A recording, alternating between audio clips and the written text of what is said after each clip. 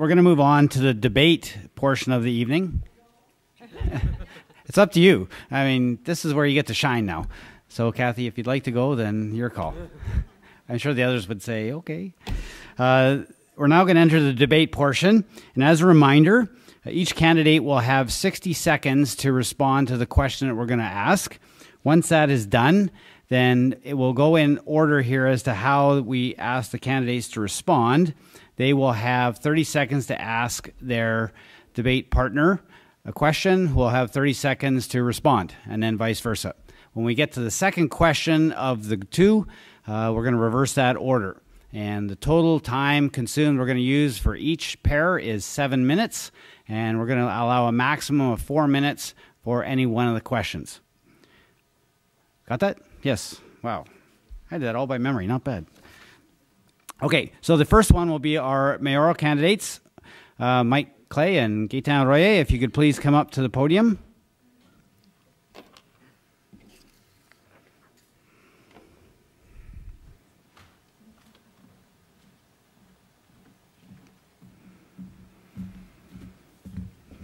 The question that we're going to ask, with Mike responding first and Gaetan second, is, do you support the 2014 Mayor's Transportation Plan, and how would you work to get the province on side with funding? Thanks, Greg. As a member of the Mayor's Council, yes, of course, I support the plan. That plan represents 22 of the 23 GVRD municipalities coming together in agreement where there was a lot of discussion, a lot of work went into it, and a lot of compromise. You know, Vancouver and Surrey were really pitted against each other for the major projects. And even they opened up and said, you know, the smaller communities in the northeast sector like Maple Ridge and Pitt Meadows and Port Coquitlam need to be a part of this plan. So we worked hard on that plan, and then we went back to the minister who said, we want a 10-year plan and we want a 30-year vision. We provided both of those, and we are waiting now for the province to come up with their referendum question. The Mayor's Council has been quite adamant that that's not our referendum question, that is theirs. That was their choice to do that. We've given them the plan, we've given them funding options, and we're waiting for them to decide what they want to take to referendum. But we started that process with the mayors by saying, we're not coming out of this room unless we all agree and we're all willing to stand behind this plan. And we were, and it's unprecedented, I think, in this area to have a plan like that. Thank you. Gaetan? Yeah, thank you. The transportation plan is a document that has a foundation based on the transportation needs and some of the land use needs of the region. The major flaw that I see in the plan, and that is not being addressed, is the full integration of the transportation needs with the various priorities of the different communities. And the very structure of the governance of the governance of TransLink, as well as the governance of the various municipalities working together within Metro Vancouver, is one of the reasons why some pieces of that plan are missing. Thank you. So, Mike, you have 30 seconds to ask Gaetan a question, and Gaetan 30 seconds to respond. Thanks, Greg. I guess the question would be, knowing that every municipality was at the table developing that plan, how do you say that there's pieces missing from the various municipalities when they were all in agreement with it? Well, the main piece, I think, is consultation with the various councils, including the consultation with the council here. We've had a very rare occasion to hear about this plan because there were no briefings with council at this table. There was no involvement of the public within that plan. And if I go back to what was done when the Evergreen Line selection was done here, Gaetan, we had 45 days. That's 30 seconds. Thank you. I'm sorry.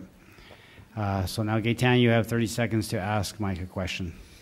Well, I'd like to ask Mayor Clay what was the extent of consultation that perhaps took place behind closed doors about the transportation plan, because we didn't hear anything raised at the council table during regular council meetings about the involvement of our fellow councillors here. So the plan aligned with the current City of Port Moody OCP and the City of Port Moody Master Transportation plans. It did come through Council. The entire plan was rolled through Council before it was endorsed and released by the Mayor's Council, and it went through the staff at the City, the engineering staff, and the management staff at the City. So everybody did have an input into the plan, but there's very little in that plan that's specific to Port Moody other than the introduction of the Evergreen Line, which was already adopted by Council. Thank you, Mike. Can I follow up with a question? No, there's one question each. Okay. Correct? Is that correct? Yes. All right, sorry. We're learning here too. So it gives us time for our next question, and it is the one that has gathered the highest number of votes on the Pigeonhole site. And that question is, what do you feel your role is as a leader in our city when dealing with other levels of government? And Gaetan, you have first response. I believe the role of the city is twofold, and much of that role falls within the mayor's responsibilities, and that is to be collaborative, to work with the various levels of government, and to make sure that decisions are well thought out and decisions are well discussed with our counterparts. The other role is to stand up for Port Moody and forcefully and aggressively represent the city when there's issues that are being, such as downloading of responsibilities, for example, that are being done without proper involvement and without proper consultation with the residents. And that role, that second role, is one that I've practiced in the past. For example, standing up to the BC assessment and the Port Metro Vancouver to restore $190 million of property tax value that was being reduced. And we won that case. We won that appeal. Thank you, Gaetan. Mike? Thanks, Greg. I think, you know, when I came into office here, I inherited a regime where we didn't work well with senior government and with other levels of government. And it was difficult to rebuild those relationships. We were getting virtually no funding from the federal and the provincial government, and we've turned that around. We got funding for the Arts Center. We got funding for the Moody Street Overpass, for the West Hill Lacrosse Box, for the cycling lanes, for the roof on the rec center.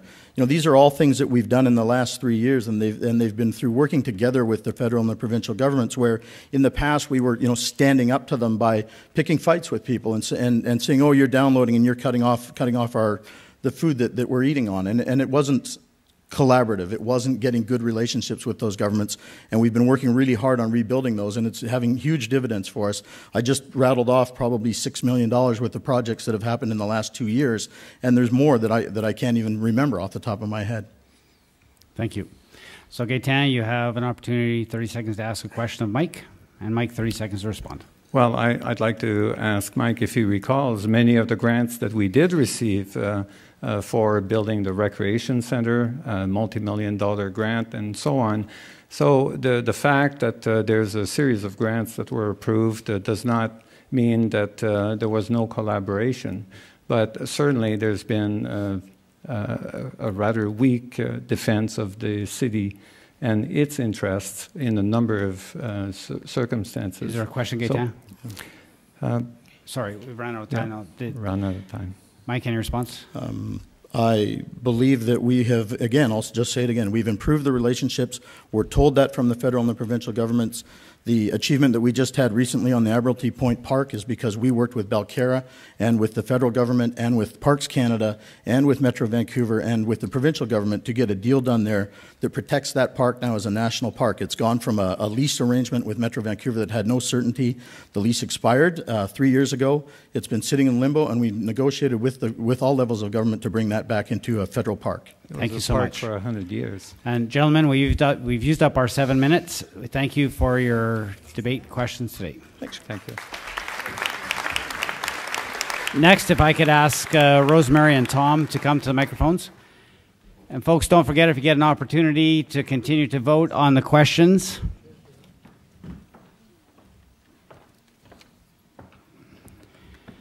And we'll have the chamber question first, and Rosemary will respond first and Tom second on this.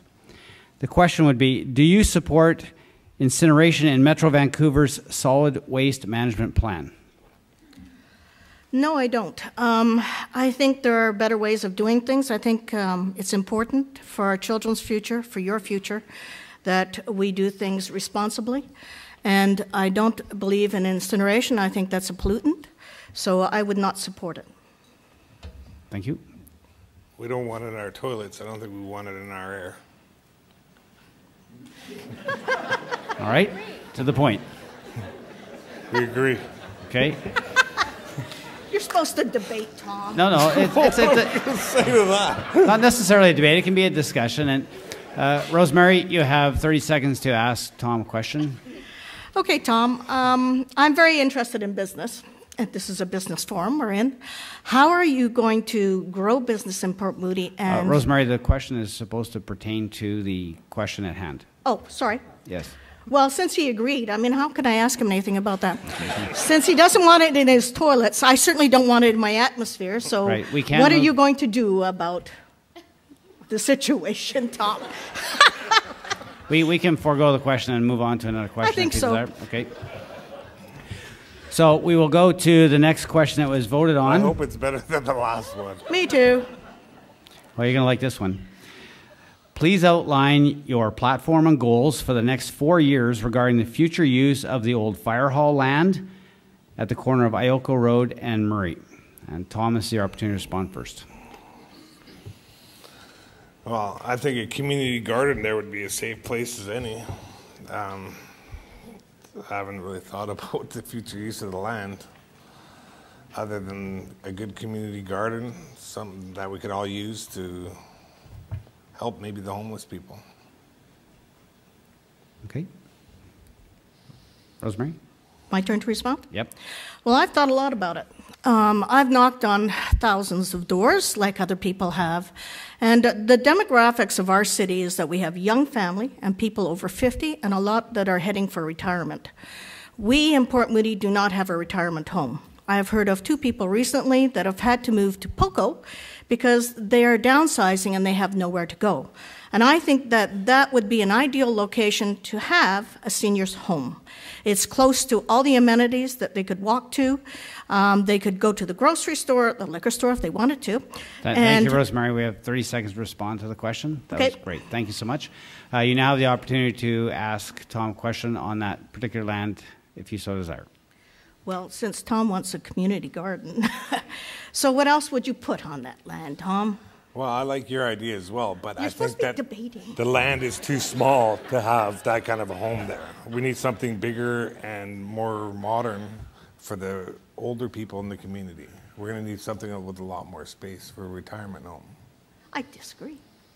Hey, I can debate. This will be a wonderful opportunity for when you come back with your 4 minutes to have a resolution. There you go.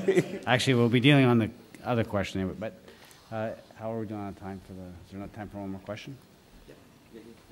All right, so one more question time, and it's how, where, and by what means do you plan to address, you changed the movement of the question on me here, address the urgent need for a seniors residence? Seem to be going, it's perfect, we know exactly where that's got to go, and a full-service senior center in Port Moody. All right, so we'll go with the next one. Would you, and how would you ensure that management and council salaries are controlled and that annual increases are within an acceptable cost of living level? I go first? Yes, you do. Okay. Well, I have an extensive background in finance, particularly in payroll. Over 40 years worth of experience. I think we need to control our salaries. I think that, and I've said this to the police and the firemen directly, that we're pricing ourselves out of business. So if they keep having their salaries increase, the burden lies with you and me and our taxes to pay for them. So I disagree that we should be going higher than the cost of living, and I think we need to maintain the salaries at a reasonable level. Thank you. Tom? Well, currently, I know the fire department and the police department are without a budget and haven't a contract for the last 5 or 6 years, and it's all due now. So whatever the other cities got, we have to pay them regardless in our term. So there's really hard to control that. We owe them a lot of money for the cost of living and in their contract. Can I respond? You can ask a question if we have time. Yes. Okay. So how are you going to keep their salaries down so that that we can and afford a police department and a fire department? And how are we going to keep the managers' salaries down? Police and fire departments is out of our control. It's all based on what Vancouver bid on. Whatever their contracts get, that's what they get. There's no discussion on it. Well, that's what I was told last week, so from the fire chief. All right, Tom, did you want to ask a question? Yeah, how would you like to? Well, exactly what I've asked our city manager to do is to go back to the fire department who wanted specific increases over a number of years and say, let's be reasonable. We can't afford like 14% over 4 years. So let's keep it down and let's be reasonable. And of course, the firemen don't like me for that, but that's beside the point. I'm here to keep salaries reasonable, and I think we need to. I think we cannot keep affording to give what Vancouver and Surrey and anybody else gives, and I refuse to do a Me Too clause as well. So there you are. Thank you. That should be time. Yes, thank you very much, folks. The next two, if I could have Zoe Royer and Diana Dilworth, please.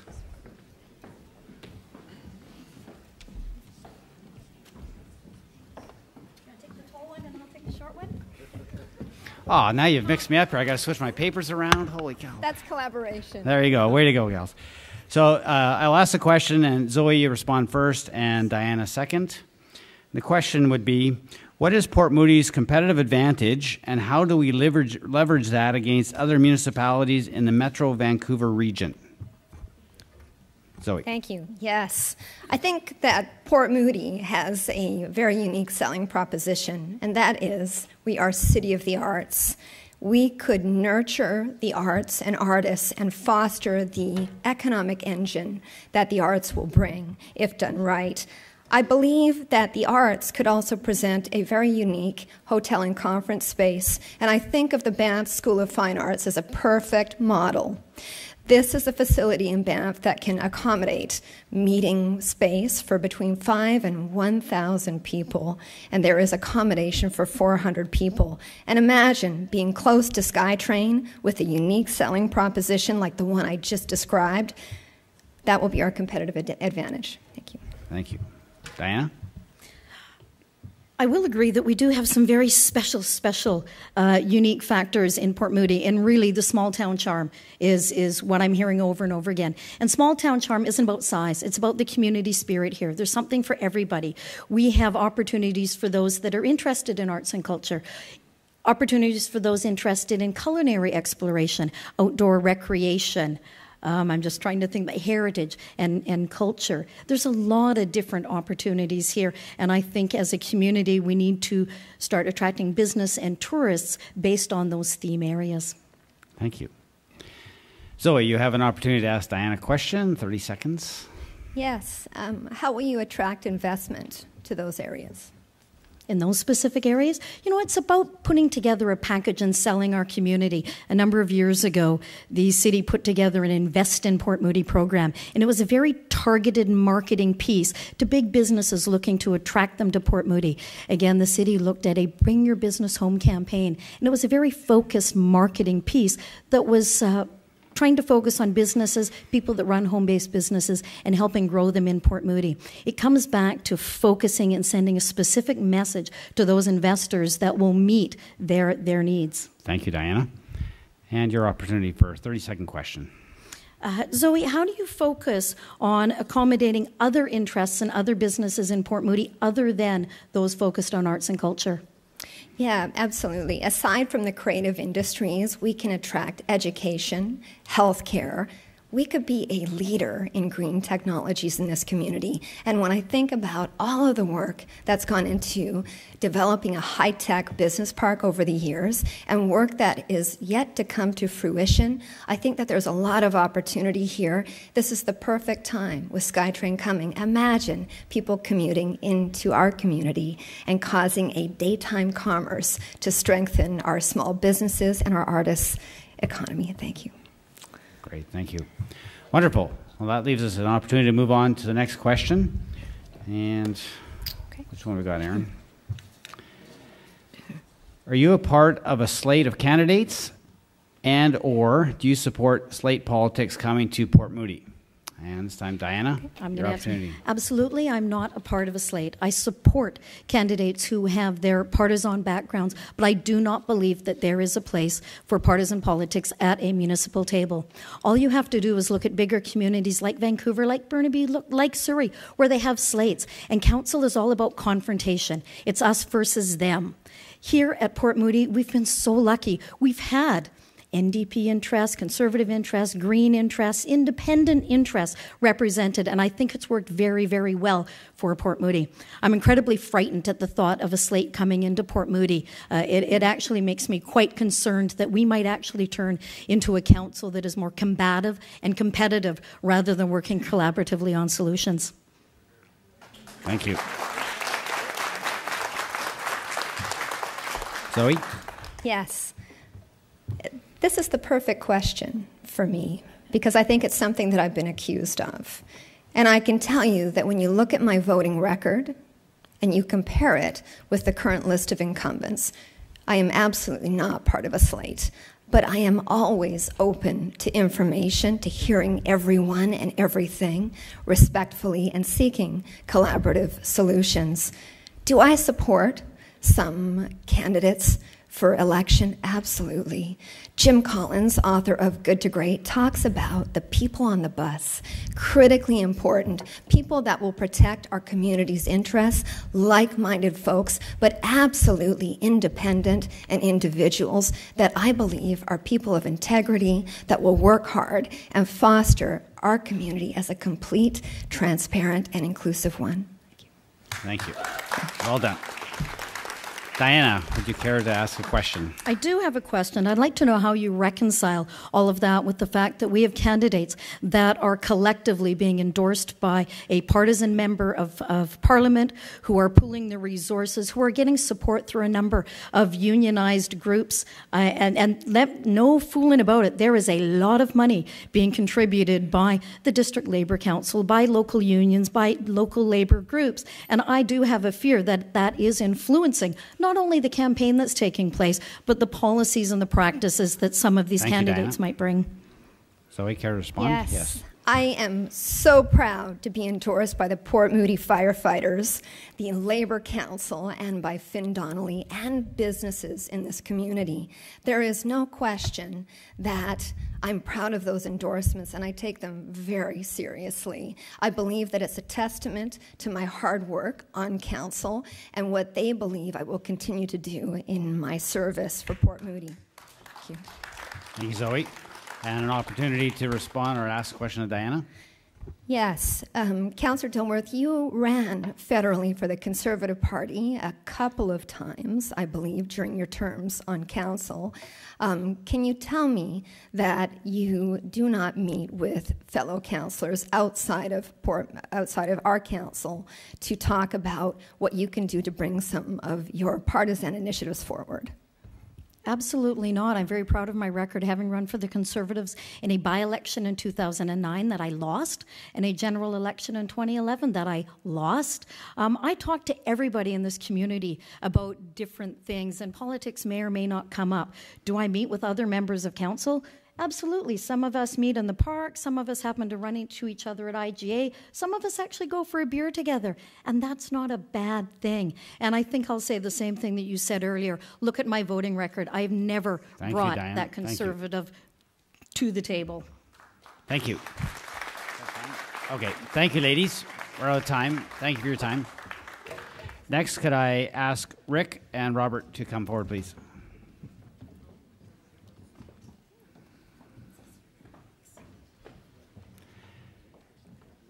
As with the others, we're going to have a question from the chamber. You'll each have an opportunity to respond.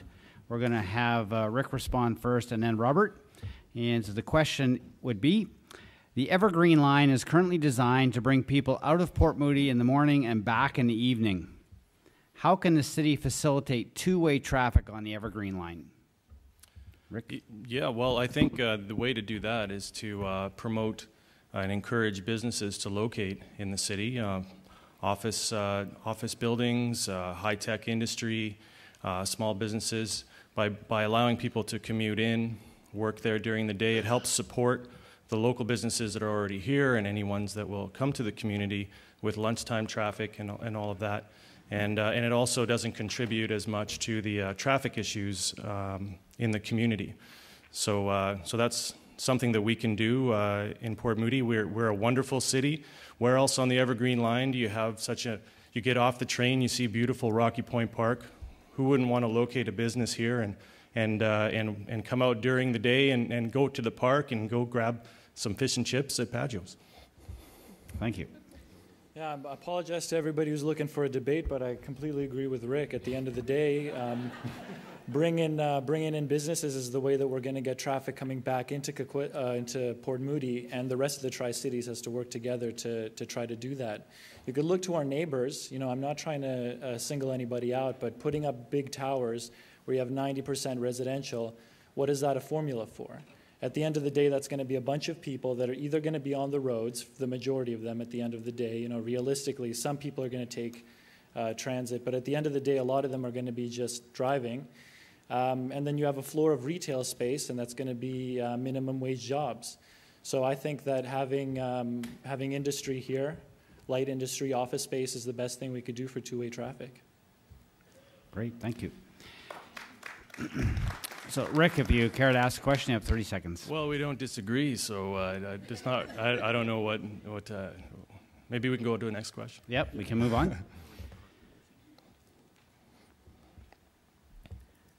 How, where, and by what means? We already had this one. Yeah. Oh yeah. Yeah, that keeps moving. Okay, we'll do it. Yep, we can do it. How, where, and by what means do you plan to address the urgent need for a seniors residence and a full-service senior center in Port Moody? Who's answering? And it is Robert first. Yeah, I think that putting it somewhere. First of all, the great thing about senior centers is the fact that that's going to be a low risk factor for traffic. In terms of vehicular traffic. So that gives us a lot of opportunities in terms of where we're going to put a senior center. One of the developments I heard about was the Andres Wine site. They have a proposed low to medium rise development there for senior centers. I'm completely open to anything. I don't think that this is one of those issues that you could have a really staunch opinion on. I think this is kind of just one of the ones where you listen to the community and see what's the best fit. Thank you. Rick? As chair of the Community Care Committee for the last couple of years, one of the recommendations we brought forward was to apply for an age-friendly community grant, and we received the grant last year, and there was consultation that was done with the seniors in the community to ask them about what's missing in the community and what's needed. One of the recommendations that comes out of that is to create a committee for seniors at the city, like a seniors-focused committee, and I think that would be a great way to continue dialogue with the seniors and talk about where would be a good location, what kind of services and what kind of facility would you like to see here. I think it's a dialogue we should have. I think there are locations where it could be appropriate, and I think that's something that would be a great initiative to bring forward in the coming term. Thank you. Robert, do you care to ask a question?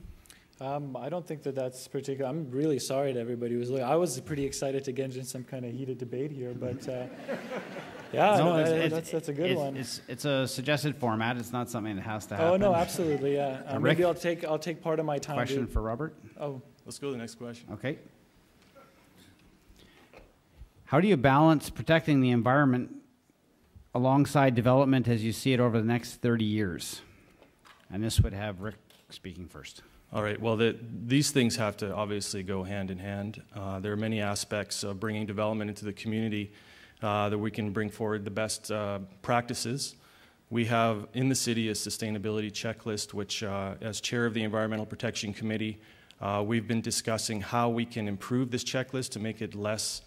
Right now, the proponent answers the questions, and there's a lot of vagueness in how they can answer it. So it's difficult to compare development to development. But that could be the basis of a yardstick to see which developments have the greatest sustainability mark in the community. Also, increasing park space is really important as we grow. We have to make sure that that standard of living with the parks that we've all come accustomed to in Port Moody doesn't diminish as we develop. Thank you. And Robert, I 60 think- seconds, and then that's it for this. Okay, go ahead. Awesome. So I think that at the end of the day, one of the biggest things in terms of environment with the city, unless we're talking about clear-cutting another section of forest to put up a bunch of suburban developments, which doesn't seem to be on the books right now, is height. Height and what we're going to be putting into the city in terms of development. So business over residential is the easiest way to quickly reduce our impact on the environment. Making sure that traffic isn't sitting in Port Moody is another one. Getting people through. Again, we weren't asked to be here in the middle of all of this craziness, but stopping it like New West is doing, unfortunately, didn't really work out for them. So we should learn from that. We should get the traffic through as fast as we can. Less idle time, less pollution. Again, I don't want to be driving a car. I wish I could take transit everywhere that I possibly could. I wish that there was a helicopter to lift me up and take me where I want to go that didn't pollute, but that's, we got to live in the real world, and at the end of the day, getting our reality out of there as fast as we can. Great. Thank you very much, Robert. Thank you, gentlemen. Kent, that's time, 7 minutes. Thank you.